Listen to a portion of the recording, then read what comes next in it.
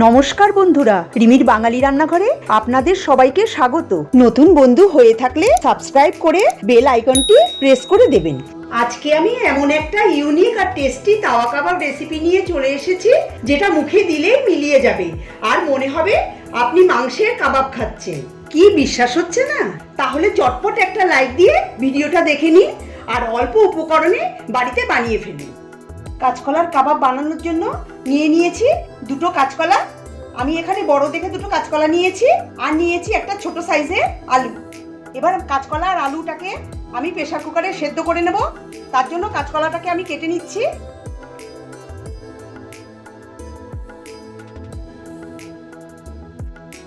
দেখুন, আমি একটা কাঁচকলার 3টে বড় বড় পিস করে নিয়েছি। এবার কাঁচকলা আর আলুটা সেদ্ধ করে নেব। তার জন্য একটা প্রেসার কুকার নিয়েছি। এর মধ্যে পিস করা কাঁচকলাগুলো দিয়ে দিচ্ছি ছোট একটা আলু, অল্প পরিমাণে লবণ আর দিচ্ছি 1 কাপ জল। এবার ঢাকনা বন্ধ করে হাই ফ্লেমে দুটো সিটি দিয়ে নেব। আর যা যা উপকরণ নিয়েছি, 50 গ্রাম ছানাটা আমি ঘরে তৈরি করে নিয়েছি, 2 টেবিল চামচ রোস্টেড ছোলার ডাল গুঁড়ো, আমি শুকনো খোলায় ছোলার ডালটা ভেজে নিয়ে মিক্সিতে গুঁড়ো করে নিয়েছি, একটা ছোট সাইজের পেঁয়াজ মিহি করে কুচিয়ে নিয়েছি, 3টে কাঁচা লঙ্কা মিহি করে কুচিয়ে নিয়েছি। আপনারা যেমন ঝাল পছন্দ করেন সেই অনুযায়ী কাঁচা লঙ্কাটা দেবেন।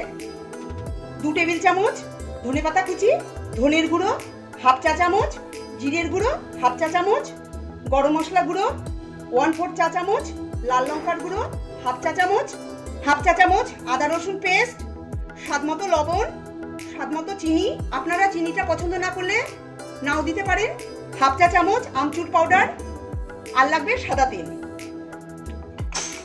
দুটো সিটি দিয়ে নিয়েছি। এবার চেক করে নেব যে কাঁচকলা আর আলু সেদ্ধ হয়েছে নাকি। কাঁচকলাও সেদ্ধ হয়ে গেছে, দেখুন আলুও সেদ্ধ হয়ে গেছে। এবার এটাকে প্লেটে ঢেলে ঠান্ডা করে নেব।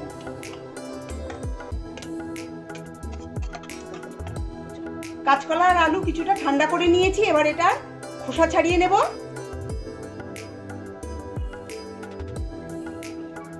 কাঁচকলা আর আলুর খোসা ছাড়িয়ে নিয়েছি। এবার একটা ম্যাশারের সাহায্যে ম্যাশ করে নেব।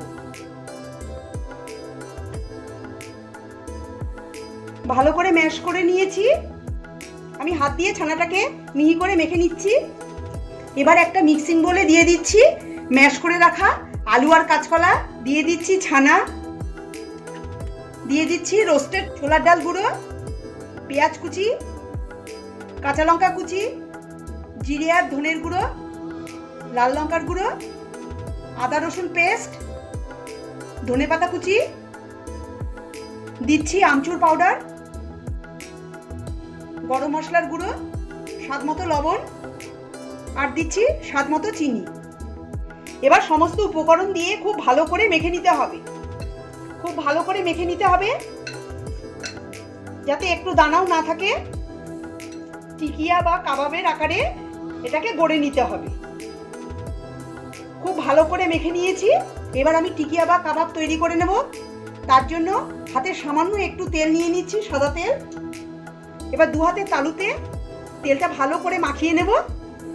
এবার ততটা করেই তুলবো যতটা কাবাব বানানোর জন্য লাগবে। হাতের মধ্যে গোল গোল করে নিয়ে এইভাবে কাবাব বা টিকিয়ার আকারে গড়ে নিতে হবে। আপনারা চাইলে যে কোনো অন্য শেপে গড়ে নিতে পারেন।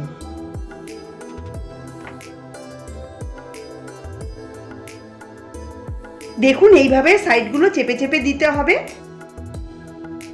এইভাবে সব টিকিয়া বা কাবাব আমি গড়ে নেব। সব কাবাব তৈরি করে নিয়েছি। এবার আমি শ্যালো ফ্রাই করে নেব।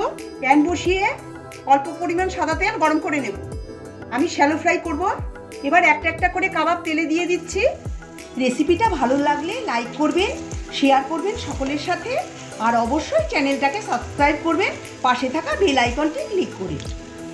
গ্যাসের ফ্লেম মিডিয়ামে রেখে উল্টে পাল্টে কাবাবগুলোকে গোল্ডেন ব্রাউন করে ভেজে নিতে হবে।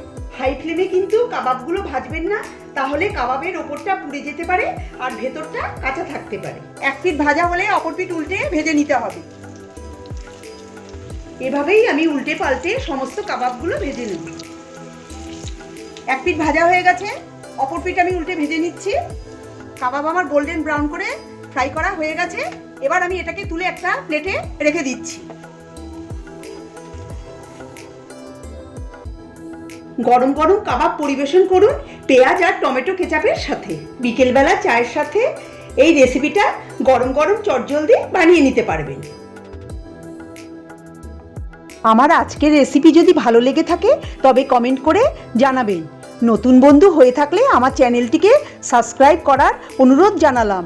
পাশে থাকা বেল আইকনটি নিশ্চয়ই প্রেস করে দেবেন, তাতে আমি নতুন রেসিপি আপলোড করলেই আপনাদের কাছে নোটিফিকেশন পৌঁছে যাবে।